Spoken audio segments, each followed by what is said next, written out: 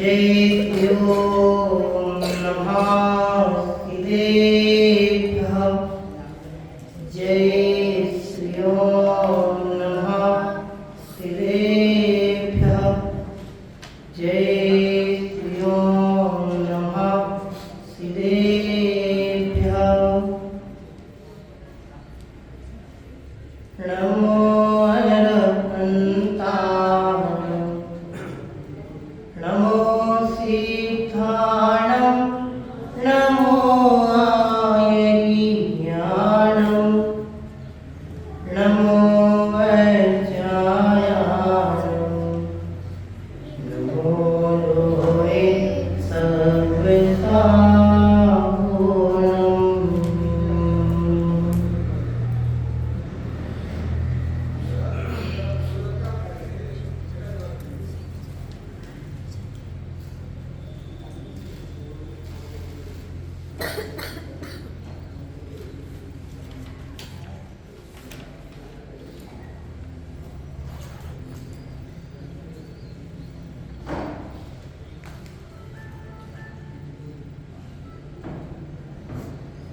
मंगलम भगवान वीरो मंगलम गौतमो गणी मंगलम कुंदास्यो जैन धर्मोस्तु मंगलम सर्वमंगल मांगल्यम सर्वकल्याणकारकम प्रधानम सर्वधर्माणां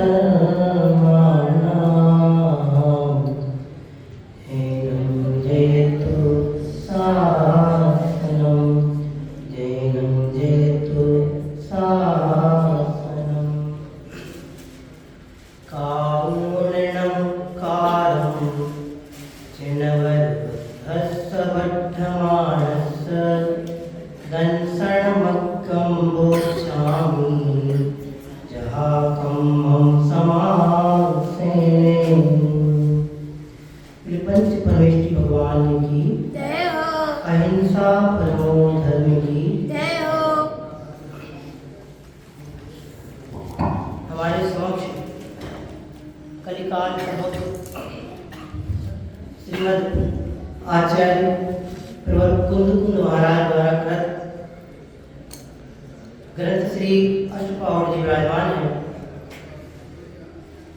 अष्टपावड़ जी एक ऐसा सशक्त संविधान है जो श्रवणाचार्य की सुव्यवस्थित विवेचना करता है। हमारे जिन धर्म के दो प्रमुख स्तंभ हैं, इसमें प्रथम स्तंभ का नाम है श्रवण और द्वितीय स्तंभ का नाम है श्रावक। दोनों ही स्तंभों में से यदि एक भी स्तंभ अव्यवस्थित होता है तो जैन शासन की बहुत बड़ी क्षति होती है। संपूर्ण जैन शासन का आधार है श्रवण और श्रावक। हम किसी को भी कम नहीं कर सकते, किसी को भी यदि हमें शासन की प्रभावना चाहिए तो गौण नहीं कर सकते। यदि हम स्वयं के आत्म कल्याण के पथ का प्रस्तुतिकरण भी चाहते हैं तो भी हमें दोनों की विधिवत जो व्यवस्था स्वरूप स्पष्ट आगम में प्राप्त है, किसी को हटाया नहीं जा सकता। इसलिए श्रवण और श्रावक ये दो स्तंभ इतने प्रमुख स्तंभ हैं कि इनके बिना मार्ग की प्रभावना की व्यवस्थित परिकल्पना करना संभावित नहीं। इस अष्टपावड़ जैसी महान कृति का प्रादुर्भाव उदय जिस समय हुआ उस समय को हम अपने हृदय में कल्पना करके इस चीज को सुनने की कोशिश करेंगे तो निश्चित ही हमारे हृदय में कुछ ना कुछ ऐसी बीज अंकुरित होंगे जो हमें कहीं ना कहीं सोचने को विवश करेंगे। आज हमारे आपके समक्ष स्वाध्याय के धर्म आराधना के बहुत सारे विकल्प उपलब्ध हैं, किंतु जिस रूप में वो आराधना वृद्धि को प्राप्त होनी चाहिए, जिस विशुद्धता के साथ वह आराधना वृद्धिंगत निरंतर होनी चाहिए, उस विशुद्धता का अभाव हम और आपके यद्वा तद्वा इदा कदा सर्वत्र सर्वदा देखने में आता है।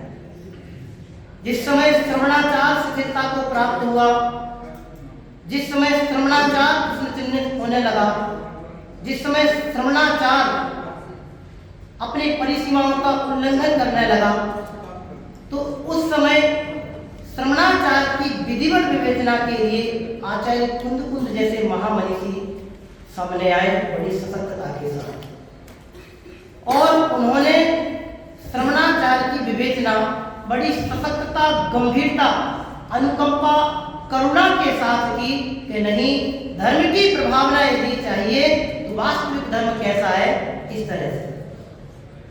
तो ऐसे वो महामनी दिग्गज आचार्य बड़े उल्लास से कहें, जोश से कहें, उग्रता से कहें, उस समय स्तंभ को सामने सब थामने के लिए सामने है। हम उस समय को परिलक्षित करें कि जिस समय जैन शासन प्रसन्नचिन्हित होने लगा होगा, श्रवणाचार की विवेचनाएं स्वकल्पित वृद्धि को प्राप्त होने लगी होंगी, तब जो धर्म के सशक्त आराधक सुदृढ़ जो श्रद्धानी व्यक्तित्व होंगे, उनके हृदय पर क्या बीत रही है। क्योंकि अभी प्रेरणा की दृष्टि से कर रहा हूं, जो वास्तविक आत्म श्रद्धानी व्यक्ति हैं, उन्हें अध्यात्म की ओर से कथन करें तो उन्हें बाहर की परिस्थितियां प्रभावित नहीं करती, लेकिन एक फाउंडेशन अपने दिमाग में बनाए कि आप कल्पना करके देखें कि जब ऐसी परिस्थिति बनी होगी तो उस समय आचार्य कुंद महाराज के हृदय में कितनी उग्रता प्रस्फुटित हुई होगी, प्रकट हुई होगी कि उन्हें लगा कि नहीं, अब श्रवणाचार की विवेचना के लिए हमें अष्टपावड़ जैसी महान कृति को लिखने की आवश्यकता है। ध्यान रखिए, जब जब शिथिलता वृद्धि को प्राप्त होती है, तब तक कोई ना कोई एक अद्भुत ज्ञान सूर्य का प्रस्फुटन अवश्य होता है। उस काल में वो अद्भुत ज्ञान सूर्य के रूप में आचार्य कुंद महाराज प्रस्फुटित हुए, जिन्होंने अध्यात्म आगम की श्रेष्ठतम विवेचना करके, श्रेष्ठतम रूपक प्रस्तुत करके हम और आपको कृतकृत कर दिया। आचार्य कुंद महाराज उस समय हुए, उन्होंने अपना काम कर दिया, उन्होंने अपना काम कर दिया और अपना काम कर लिया, लेकिन हम दोनों से ही कहीं ना कहीं किसी ना किसी रूप में वंचित है। हमारा हृदय इस बात की हमें गवाही नहीं देता कि हम वास्तविक परिवर्तन कर रहे हैं, कर पा रहे हैं, कर पाएंगे या नहीं। हम बहुत सुनते हैं, हम सबकी आदतों में, हम सबके हृदय में, हम सबके यूं कहना चाहिए कि रग रग में स्थापित है कि स्वाध्याय हमारी खुराक है, लेकिन वो स्वाध्याय की विधि, स्वाध्याय का रूपक, स्वाध्याय के प्रति हमारी विशुद्धता, स्वाध्याय के प्रति हमारी लगन, धर्म के प्रति हमारा रुझान, धर्म प्रभावना के प्रति हमारा स्वयं का प्रवर्तन, धर्म प्रभावना के प्रति हमारा स्वयं का पुरुषार्थ कहीं ना कहीं अवश्य शिथिलता को प्राप्त है। हो रहा है, मैंने नहीं कहा है।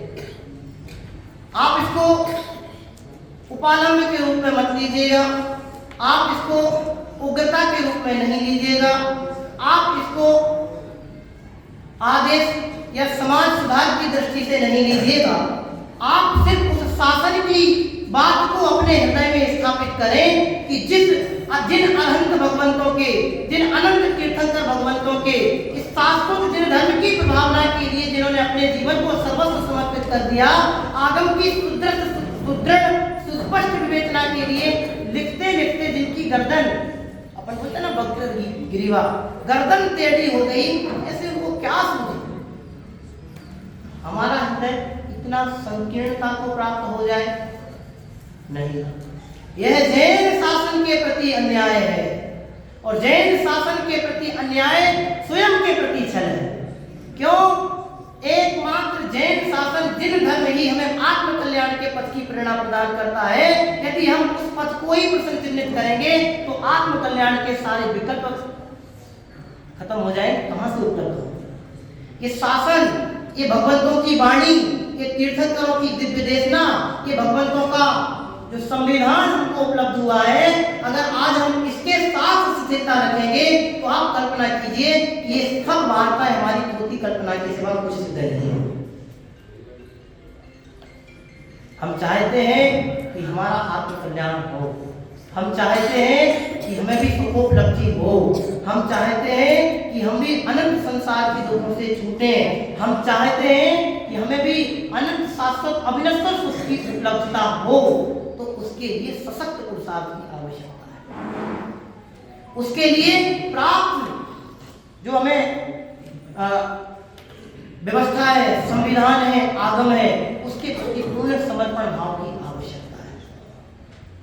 जब तक वो समर्पण हमारा व्यवस्थित नहीं प्रगटेगा, जब तक समर्पण किस जाति का, बिल्कुल हृदय हमारा ओतप्रोत होता है। ऐसे बेटी का विवाह हो तो माता पिता की रग रग उसी से प्रफुल्लित होती है, रोम रोम उनका उल्लसित होता है, नहीं मेरी बिटिया का विवाह है, कोई कमी मेरी बिटिया की विवाह में नहीं होनी चाहिए। एक की जगह 10, 10 की जगह 100, 100 की जगह 1000, 1000 की जगह लाख, करोड़ कितने ही खर्च करने पड़े, तो जी जान लगा करके हम सर्वस्व समर्पण करके उसमें उल्लसित होकर प्रवर्तते हैं। प्रवर्तते हुए देखते हैं नहीं, प्रवर्तते हैं।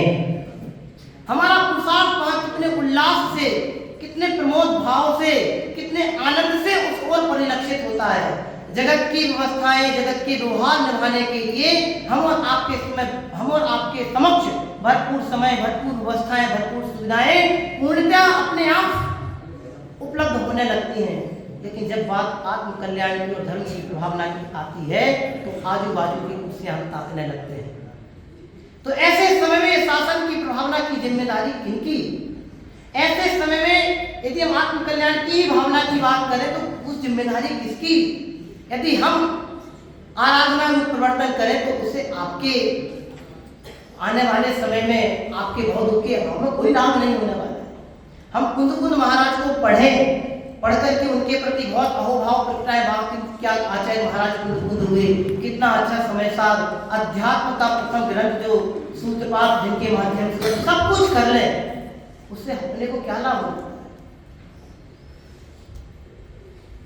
इसलिए भाई ये मार्ग जो हमको प्राप्त हुआ है, ये मार्ग हमें स्वयं के आत्म कल्याण के लिए प्राप्त हुआ है। तो आत्म कल्याण की प्रमुखता के साथ मैंने जिस विशुद्धता की बात आप सबके समक्ष प्रारंभ की है, वो विशुद्धता हमारे हृदय में बैठनी चाहिए, दिखनी चाहिए। आप संसार की परिस्थितियों की कल्पना करके देखें तो कदम कदम पे हमसे छल हो रहा है। हम जिस बात को पढ़ते हैं, केवली प्रणतम धम्मम शरणम पब्बजामि, हम यदि 70 साल के हैं, 50 साल के हैं, 30 साल के हैं, 40 साल के हैं, तो एक वर्ष में 365 दिन होते हैं। 365 दिन के हिसाब से 70 का गुना करके आप विभाजन कर लेना, देख लेना, पूरा गणित निकाल लेना, कितने बार हम और आपने बोला केवली प्रणतम धम्मम शरणम पब्बजामि, और उसका क्या हुआ?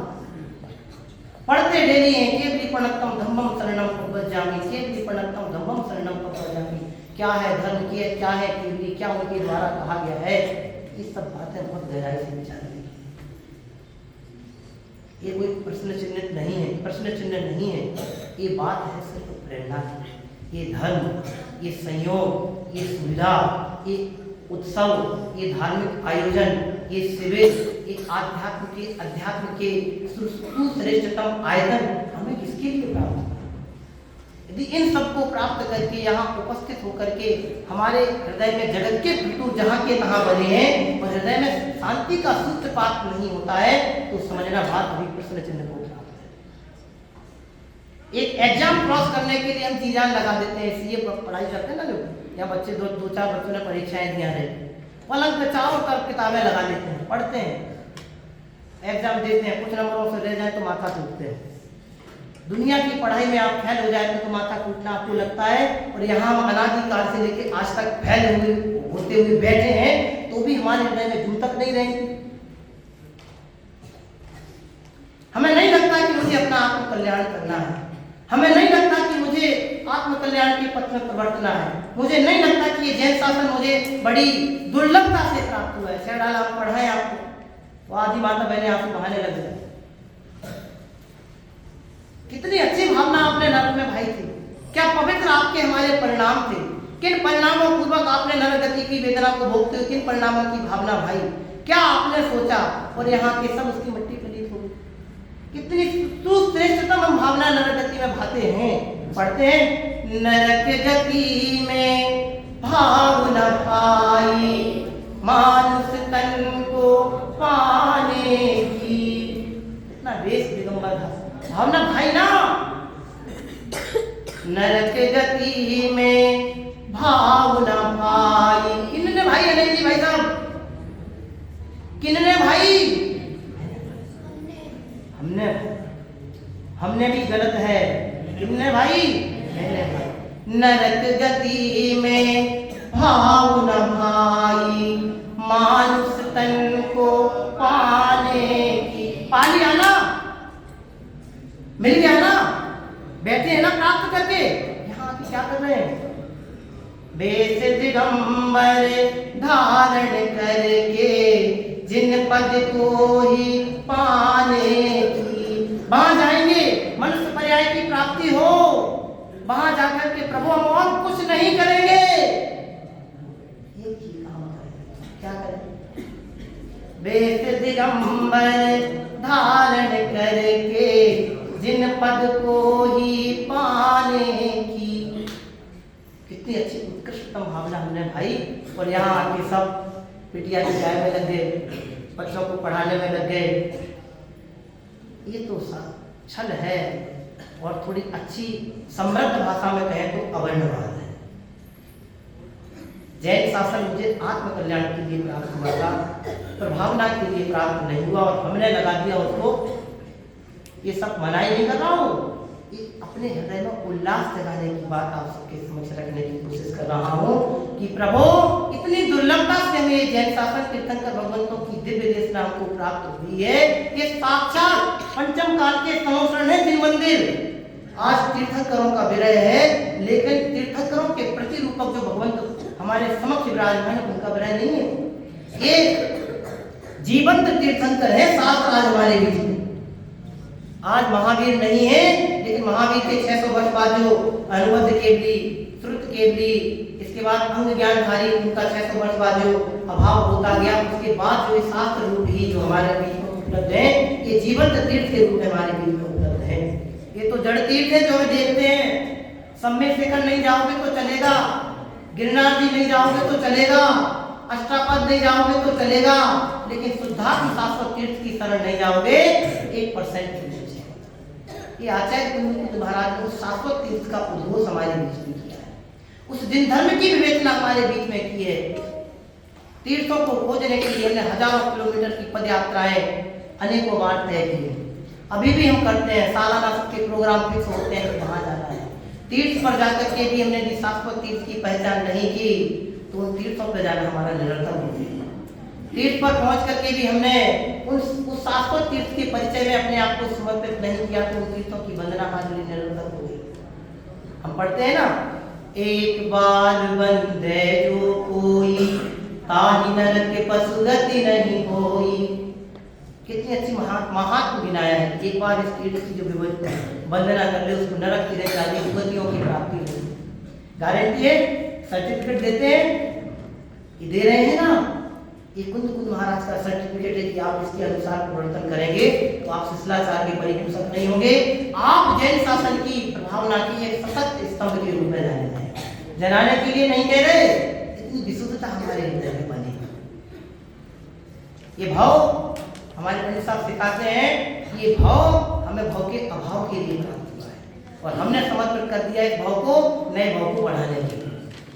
ये भाव के अभाव के लिए प्राप्त हुआ था, और ये भाव हमने समाप्त कर दिया कहे में एक लघु, एक आजीविका के लिए, एक व्यवसाय के स्थापन के लिए, घर परिवार के संचालन के लिए। ये प्राप्त संयोग बड़ी दुर्लभता से प्राप्त हुए। आप अस्पतालों में जाकर के देखो, आप अपने पेशेंट को लेके जाते हो, आजू बाजू से दोनों के जो पेशेंट है उनकी मृत्यु हो जाती है, डेड बॉडी सामने से निकलती है, देखते रह जाते, पलक झपकने तक का टाइम नहीं मिलता भाई, पलक झपकने तक की व्यवस्था नहीं। आप सोचो कि आपको मृत्यु के पहले पलक झपकने का टाइम मिल जाए, कोई बता दे कि आप मरने वाले हो, तो भी सोचता है। वहां हृदय में ऐसा सूत्र सूत्रपात होना चाहिए, इतनी तैयारी हमारी होना चाहिए कि पवित्र जैन शासन अपने को मिला है तो हमारा कुमरण नहीं। यदि कुमरण नहीं करना है, समाधि मरण की उत्तमोत्तम भावना है तो ये हमारे लिए आधार है। इसकी सरलता बुद्धिपूर्वक हमें प्रवर्तना पड़ेगा, इसके लिए अपने आप को समर्पित करना पड़ेगा। ये समर्पण ही हमें शुद्धात्म तत्व से परिचय कराएगा। ये समर्पण ही मुझे मेरे परिचय की, मुझे मेरे तत्व की ओर लेकर के जाएगा। ये समर्पण ही मुझे कुंद आदि महान आचार्यों के प्रति कृतज्ञ बनाएगा। ये समर्पण ही हमें कृतज्ञ भगवतों के प्रति कृतज्ञ बनाएगा। हमें नहीं लगता अभी हृदय से कि हम इनके आभारी हैं। शांति पाठ में इतनी अशांति से करते हैं कि उसकी भी कोई बात हमारे हृदय में नहीं होती। सच कह रहे हैं, ऐसा क्यों? जिन्हें आत्म कल्याण की रुचि सच में जगी है उनका प्रवर्तन ऐसा नहीं होता। जिन्हें वास्तव में आत्म कल्याण की रुचि जागी है, जिन्हें वास्तव में भाव दुख लगा है, उनका भाव दुख को मिटाने का उपाय अपने आप प्रारंभ हो गया है। क्यों? क्योंकि भाव दुख को मिटाने का पहला और प्राथमिक उपाय यही है कि संसार में सुख नहीं, भाव में दुख ही दुख है। जब तक ये भासेगा नहीं, लगेगा नहीं, बुद्धि में बैठेगा नहीं, तो कैसे इसका दुख पाएगा? शरीर छूटता है, आत्मा कभी नहीं छूटता। शरीर मिटता है, आत्मा कभी नहीं मिटता। इसकी महिमा, इसके प्रति लगन, इसके प्रति समर्पण, इसके प्रति अपना बिल्कुल आत्मसात्कृकरण कितना बैठा हुआ है। अपनत्व जिसको अपन बोलते हैं, कितना आत्म में रूप से बिल्कुल चस्पा है, बैठा हुआ है। लेकिन यहाँ नहीं। ये कुंद महाराज की आज्ञा है कि श्रमणों को उन्होंने आज्ञा प्रदान की है। श्रवणाचार की विवेचना कष्टपावट के माध्यम से हुई है। दर्शन का यदि सूत्रपात यहाँ से हुआ है तो यहाँ हमें अपने आप को भी शामिल करना चाहिए। बहुत अच्छा महात्म्य लिखा है इस गाथा में। 82 नंबर की गाथा, समय अपना हो गया है। मैं तो आप लोग सब बाद में आए ना, नहीं मुझे गाथा पढ़ाने की कोई दिक्कत नहीं, लेकिन ये विशुद्धता अपने हृदय में आ जानी चाहिए। ये 70-80 साल का जीवन मिला है, कोई कम जीवन नहीं है। महावीर स्वामी को भी 72-73 वर्ष की आयु मिली थी। आज भी 93-95 साल के लोग हैं। एक हमारे परिचय के व्यक्ति 103 साल के हैं। एक बार और मैंने आप सबके बीच में कही थी, 103वां साल उनका प्रारंभ हुआ है। 103वां साल होने के बावजूद भी प्रतिदिन भगवंतों के अभिषेक के लिए जाते हैं बिना डरे। ये है उनके हृदय का अहोभाव। अवस्था भक्ति में मायने नहीं रखती। उम्र की शिथिलता आपको इसके लिए रोकती नहीं है। भाव हो तो अपने आप ताकत पैदा होती है, और भाव नहीं हो तो हट्टा कट्टा अच्छा 5 फुट का 6 फुट का मनुष्य भी बैठा हो तो उसे नहीं, कोहरा आज तो कोहरा है, कोहरा नहीं है। आप सोचो कि जिनके हाथ नहीं भगवान को छू नहीं सकते, जिनकी आंखें नहीं भगवान को देख नहीं सकते, हमें तो आंख और आंख दोनों प्राप्त हो गए, उसके बावजूद हम भगवान का स्पर्शन नहीं करें तो इसको तो मैं बहुत कड़क भाषा में बोलने की कोशिश करता हूँ। इससे प्रकट दुर्भाग्य हमारा दूसरा और समृद्ध दुर्भाग्य दूसरा दुनिया में कोई नहीं है, सशक्त दुर्भाग्य। इसलिए भाई ये जैन शासन मुझे स्वात्म कल्याण के लिए प्राप्त हुआ है। स्वात्म कल्याण गौण होकर के अन्य सारे कितने ही विकल्प हम और आप करते रहे, वो भाव यदि हमारे हृदय में वो प्रकट नहीं होता है तो सब कुछ शून्य है। शून्य के आगे कितने ही शून्य लगा, आचार्यों के उदाहरण है। शून्य के आगे कितने ही शून्य लगाते जाए उसका कोई रिजल्ट मिलने वाला नहीं है। लेकिन 1, 2, 5 हजार शून्य के आगे एक पंक्ति को स्थापित कर दिया जाए तो ये सारे शून्य की हो जाते हैं। ऐसे हम कितने ही सब चीजों में उलझते जाए, अपने आप को उलझाते रह जाए, लेकिन वो अहोभाव हमारे हृदय में नहीं आता है, वो आत्म कल्याण का भाव हमारे हृदय में नहीं आता है। वो इस काल में ही मुझे भाव का अभाव करके जाना है, ऐसा भाव, ऐसा बीज हमारे हृदय में उपलब्ध को प्रस्फुटित प्रकट नहीं होता है तो वे सारे के सारे शून्य जैसे प्रकल्प है। लिखा है इसमें कहा है, पद्यानुवाद आपको पढ़ता हूँ। ज्यों श्रेष्ठ चंदन वृक्ष में हीरा रतन में श्रेष्ठ है, त्यों धर्म में भव विनाशक एक ही जिन धर्म है। इस काल में और इस दृष्टि में एक ही भाव विनाशक है, वो जैन। आज हमको मिल गया है उत्तम औषधि जिसको ग्रंथों में लिखा है, उत्तम औषधि प्राप्त है उसका सेवन नहीं करें तो फिर बीमारी का उपचार दूसरा कोई नहीं है। डॉक्टर आपको ट्रीटमेंट दे देते आपको ऐसा ऐसा करना है और कमले की भाई साहब आपको ट्रीटमेंट का जो डॉक्टर ने आपको निर्धारित किया है वो नहीं करें अल्पेटी भाई साहब तो फिर क्या होगा? डॉक्टर क्या करेगा? माथा टूटेगा, जाओ तो मैं कोई चीज़ नहीं कर सकता भागो यार, यही तो करेगा ना, या ये करेगा आओ बेटे कोई बात नहीं, गलती सबसे होती है, 1 महीने नहीं लिया कोई बात नहीं, ऐसे सोच के। इसलिए भाई अपने को विचार करके ऐसा निर्णय करना है कि भाव के अभाव के लिए अपने को प्राप्त मेरा जो जैन शासन है इसके प्रति हम अपने आप को समर्पित करें। जिन धर्म के प्रति हमारा जो समर्पण होगा वह ही हमें प्रेरणादायक और वही हमारे आत्म कल्याण का साधन बनेगा। ये जैन शासन हमारे लिए आत्म कल्याण में हमें साधन बने, ऐसी भावना के साथ अभी हम विराम लेते हैं। बोलिए पंच परमेश्वर भगवान की जय हो। बहुत ही सुंदर व्याख्यान। यद्यपि नाम आपका दीपक है, लेकिन हजारों सूर्यों जैसा इस ध्रुव धाम को ऊर्जस्वित और प्रकाशित कर रहे हैं अपने ज्ञान से, अपने समर्पण से। पंडित दीपक जी शास्त्री ध्रुव इसी विद्यालय का प्रोडक्ट है। इसी महाविद्यालय से इन्होंने स्नातक किया, कुछ वर्षों खनियादाना में अपनी सेवाएं प्रदान की और तत्पश्चात अपने इस ध्रुवधाम में सेवाएं प्रदान करने के लिए हमारे बीच पंडित दीपक जी जैन ध्रुव इनका व्याख्यान अभी हम सुन रहे थे। हमें अपना जीवन कैसे जीना चाहिए, हमें अपना धर्म में जीवन कैसे हम व्यतीत करें, ऐसी सुंदर और मार्मिक विवेचना आचार्य कल पंडित टोडरमल जी साहब के मोक्ष मार्ग प्रकाशक ग्रंथ के आधार पर बहुत ही सुंदर विवेचना थी। अभी हम संक्षिप्त में जिनवाणी स्तुति करके जिनवाणी विराजमान करेंगे और एक सुंदर कार्यक्रम की ओर हम आगे बढ़ रहे हैं। हम अपने स्थान पर खड़े हो जाएं और जिनवाणी विराजमान करें। निज निधि